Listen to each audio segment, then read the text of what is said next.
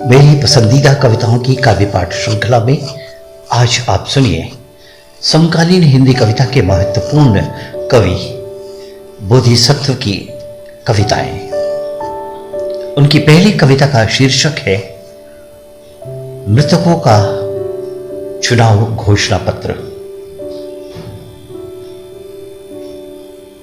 गंगा में बह रही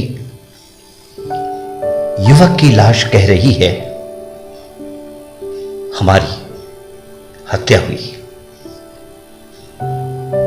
गंगा में बह रही युवक की लाश कह रही है, हमारी हत्या हुई। ऑक्सीजन बिना तड़प कर मरी सारी माताएं रो रही हैं। इस सरकार ने हमारी सांसें छीन ली। इसके हाथों घोंटा गया हमारा गला। चिता की लकड़ी के लिए रोता एक दादा का शव पूछता है, ये हत्यारे अभी तक शासन में हैं? चिता की लकड़ी के लिए रोता एक दादा का शव पूछता है, ये हत्यारे अभी तक शासन में हैं? रेत में दफनाया युवक का शव कहता है, मुझे अभी नहीं मरना था। मैंने तो बारात के लिए नए जोड़े सिलवाए थे। लाखों अनाथ मुर्दे एक साथ बोलते हैं, जिस सरकार ने हमें मारा हम उसके खिलाफ हैं। सारी क्रूरता को मिटाना ही हमारा इंसाफ है। लाखों अनाथ मुर्दे एक साथ बोलते हैं, जिस सरकार ने हमें मारा हम उसके खिलाफ है। हमारी क्रूरता को मिटाना ही हमारा इंसाफ है। दवा के बिना मारा गया एक कंकाल बोलता है,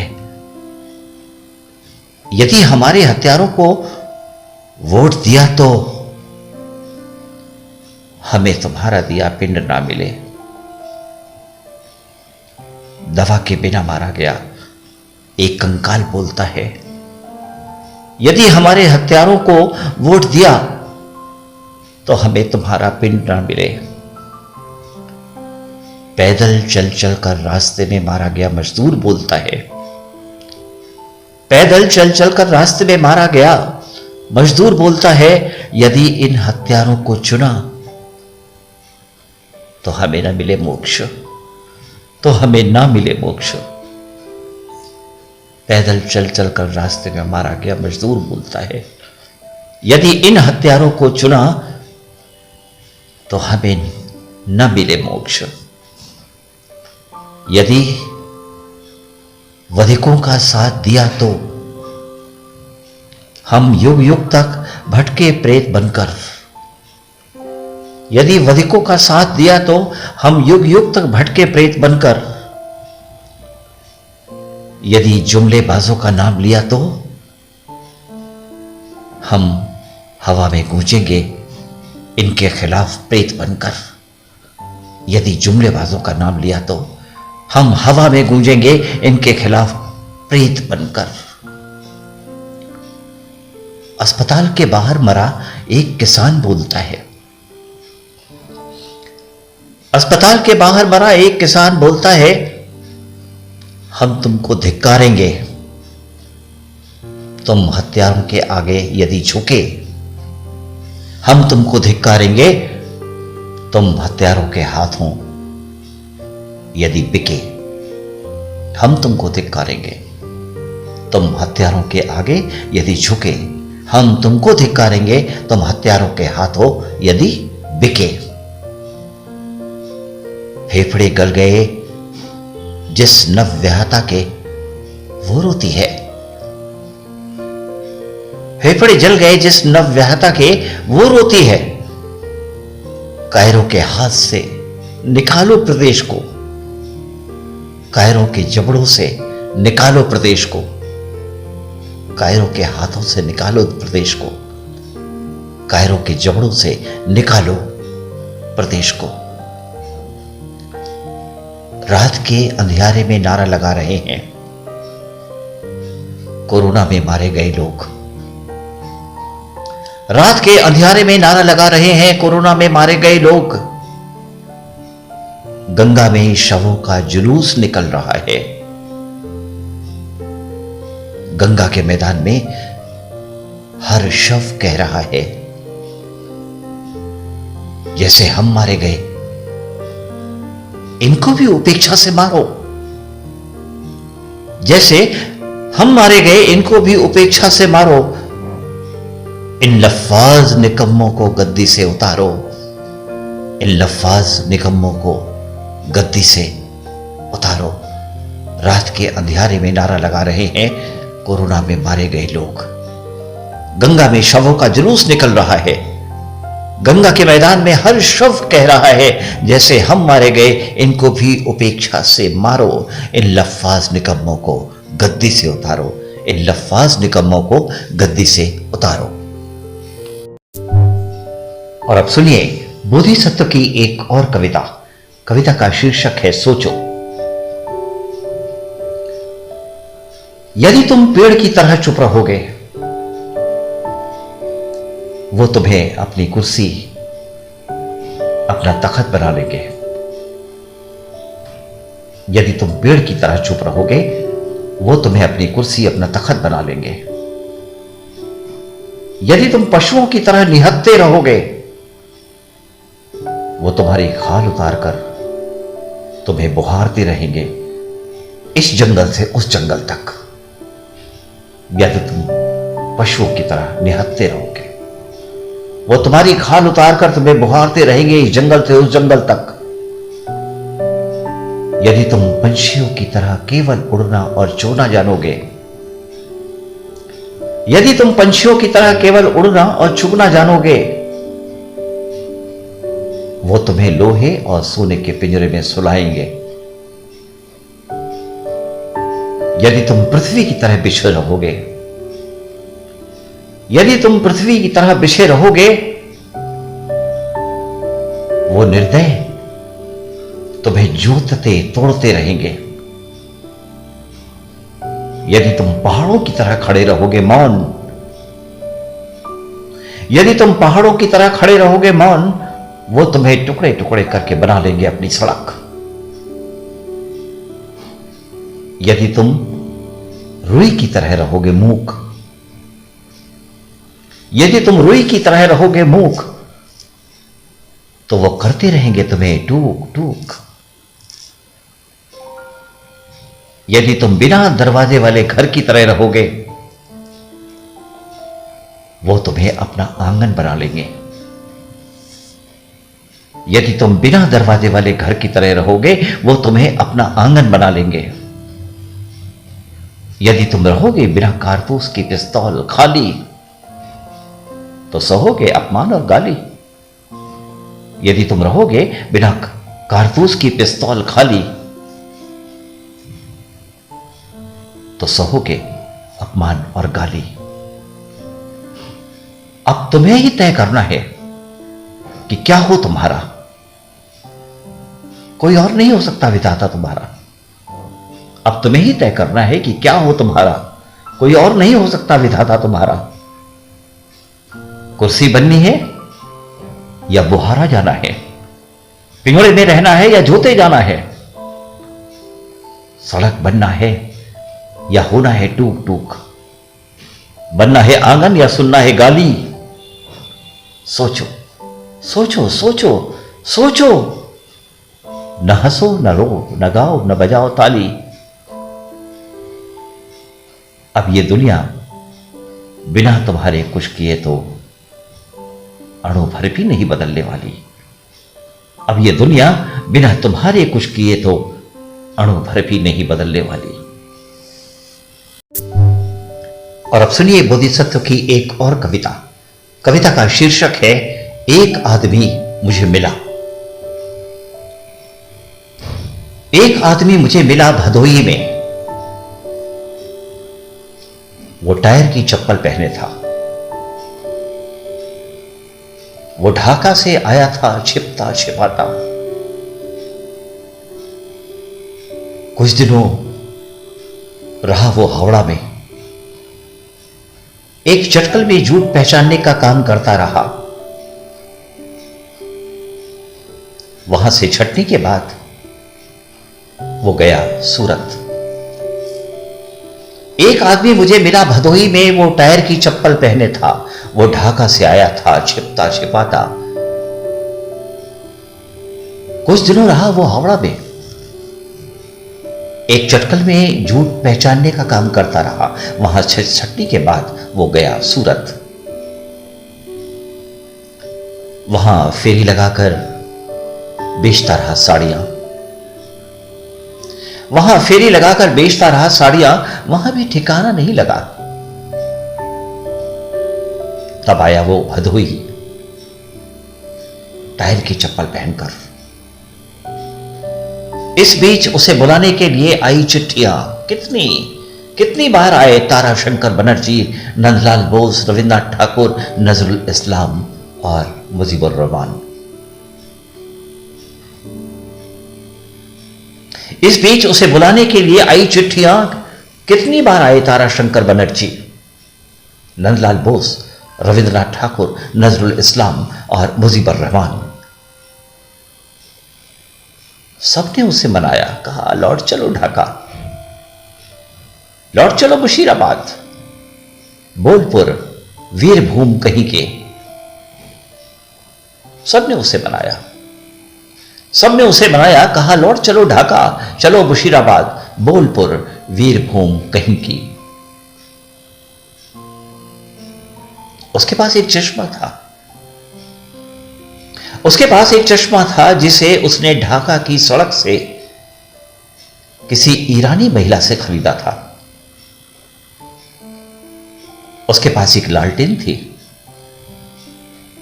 जिसका रंग पता नहीं चलता था। उसका प्रकाश काफी मटमैला होता था, उसका शीशा टूटा था। वहां कागज लगाता था वो जलाते समय। उसके पास एक चश्मा था जिसे उसने ढाका की सड़क से किसी ईरानी महिला से खरीदा था। उसके पास एक लालटेन थी जिसका रंग पता नहीं चलता था, उसका प्रकाश काफी मटमैला था, उसका शीशा टूटा था। वहां कागज लगाता था वो जलाते समय। वो आदमी भदोही में खिलाता रहा कालीनों में फूल, दिन और रात की परवाह किए बिना।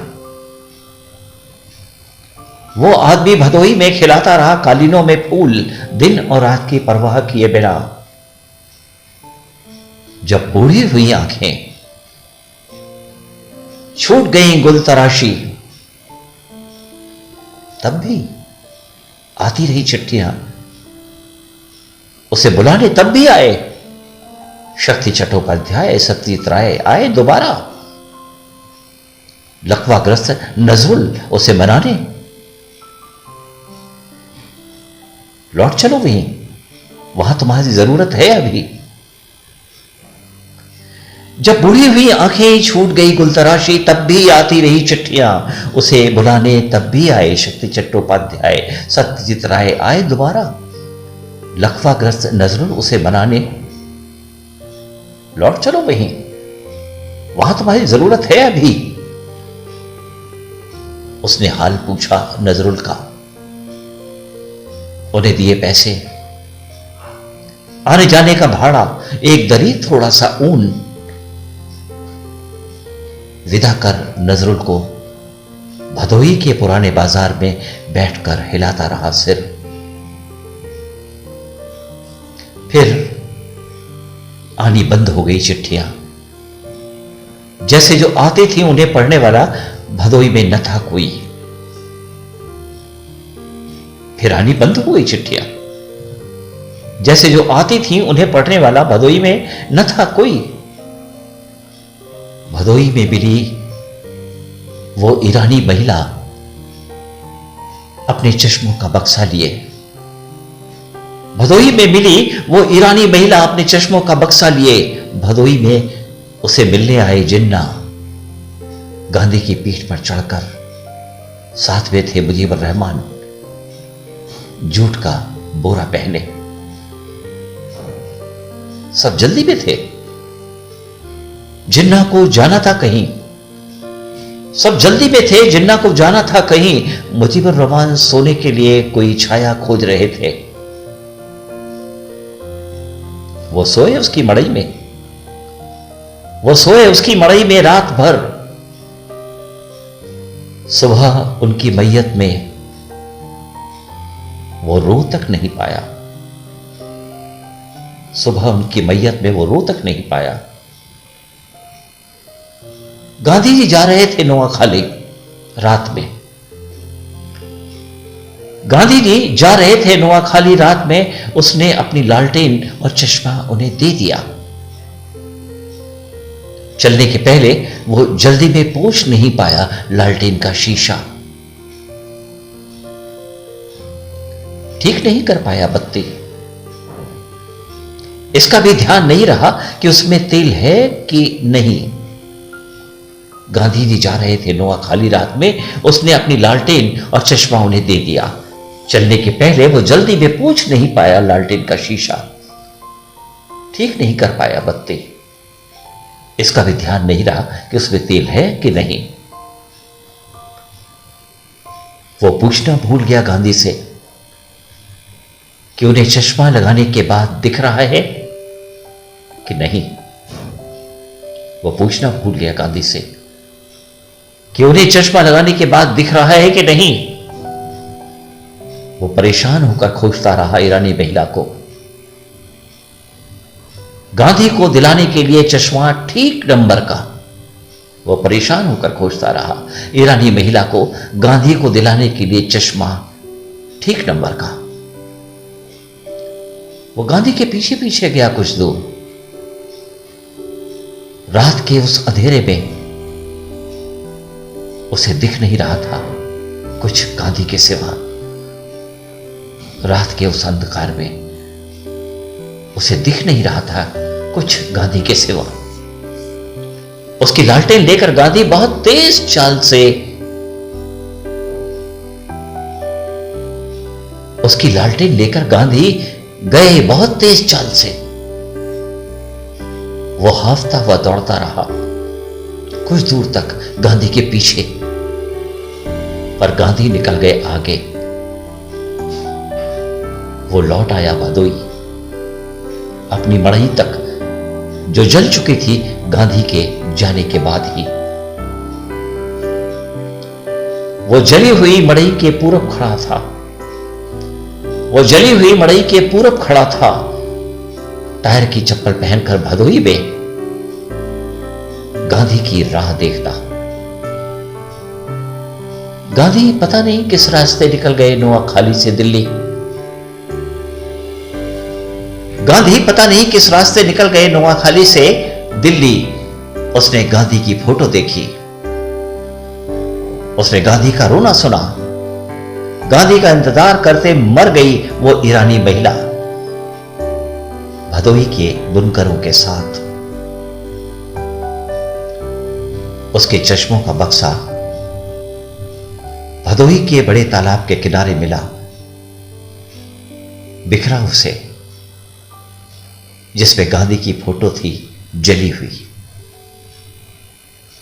उसके चश्मों का बक्सा भदोई के बड़े तालाब के किनारे मिला, बिखरा उसे, जिसमें गांधी की फोटो थी जली हुई। फिर उसने सुना बीमार नजरुल भीख मांगकर मरे ढाका के आसपास कहीं। उसने सुना रविंद्र बाउल गाकर अपना पेट जला रहे हैं वीरभूमि में।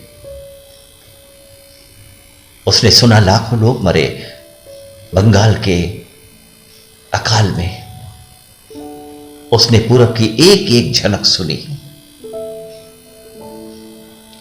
एक आदमी मुझे मिला भदोई में, एक आदमी मुझे मिला भदोई में, वो टायर की चप्पल पहने था।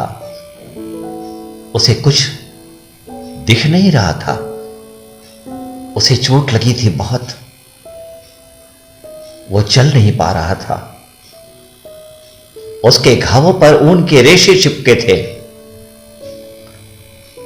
जबकि गुल तराशी छोड़े बीत गए थे बहुत दिन, बहुत दिन।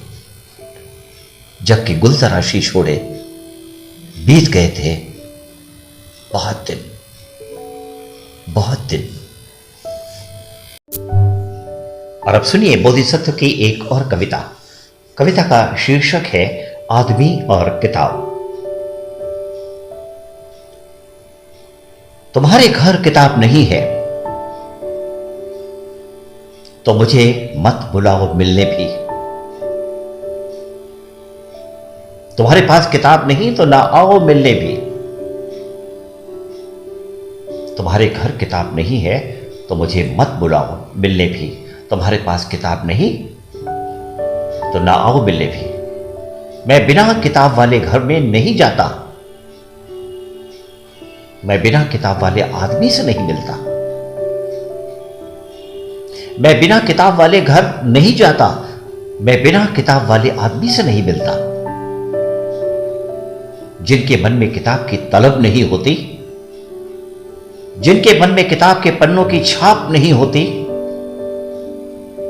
जो किताब की महक से भरा नहीं है, समझो कि वह पेड़ है पर हरा नहीं है।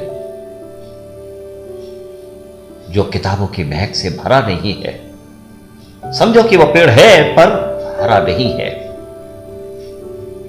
जो किताब रखकर सिरहाने नहीं सोता, जो किताब रखकर सिरहाने नहीं सोता, वो आदमी आदमी नहीं होता। वो आदमी आदमी नहीं होता। तुम्हारे घर किताबें नहीं है तो मुझे मत बुलाओ मिलने भी। तुम्हारे पास किताब नहीं तो ना हो मिलने भी। मैं बिना किताब वाले घर नहीं जाता। मैं बिना किताब वाले आदमी से नहीं मिलता। जो किताब सिरहाने रखकर नहीं सोता, वो आदमी आदमी नहीं होता। वो आदमी आदमी नहीं होता।